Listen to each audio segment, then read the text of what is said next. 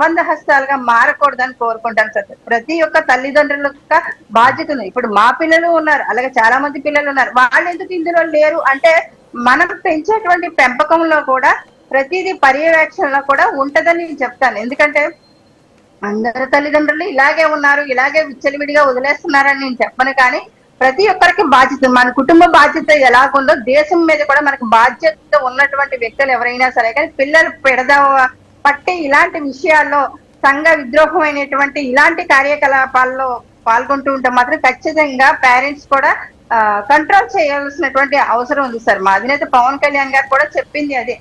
నేను దేశ ప్రధానమంత్రి గారు తీసుకున్నటువంటి ప్రతి నిర్ణయానికి కట్టుబడి పనిచేస్తున్నాయి. ఆయన అన్నప్పుడు నాకు భావోద్వేగానికి నాకు కళ్ళంటి నీళ్లు వచ్చాయని చెప్పారు సార్. ఎందుకు వచ్చాయంటే రాష్ట్ర ప్రయోజనాల గురించి అనేక మార్లు మా అధినేత పవన్ కళ్యాణ్ గారు మాట్లాడిన ఎప్పుడు కూడా ఆ టాపిక్ జనరల్ గా ఎప్పుడు ఆయన రాష్ట్ర మీద మాట్లాడుతూనే అలాగే దేశ రాజకీయాల వైపు, అలాగే దేశం కోసం పనిచేస్తున్నటువంటి వ్యక్తులు వాళ్ళ వైపు వెళ్ళిపోతుంది సార్. టాపిక్ తెలియకుండానే ఆయన ఆ టాపిక్ లోకి వెళ్ళిపోతూ ఉంటారు. అంత ప్రేమ ఉన్నటువంటి వ్యక్తి మా అధినేత పవన్ కళ్యాణ్ గారి దేశం మీద. అలాంటి నరేంద్ర మోదీజీ గారికి పూర్తిగా మా పూర్తి సపోర్ట్ ఉంది.